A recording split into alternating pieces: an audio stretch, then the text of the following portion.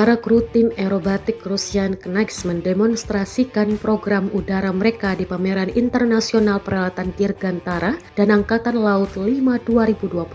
Rekamannya diunggah di Telegram pada Kamis 22 Mei 2025. Selama misi penerbangan, awak Angkatan Udara melakukan penerbangan sebagai bagian dari tautan dan menunjukkan kemampuan manuver super dari pesawat tempur Su-35S. Para pilot tim aerobatik Rusian Knights memperagakan manuver aerobatik kelompok seperti Nesterov-Lov, berroll, run pada interval dan jarak tertentu, serta aerobatik berpasangan tunggal dan saling berhadapan. Satria Rusia juga menunjukkan elemen-elemen mereka yang paling spektakuler, figur-figur cermin dan lonceng, pembubaran dan lintasan di ketinggian rendah dan kecepatan yang sangat rendah.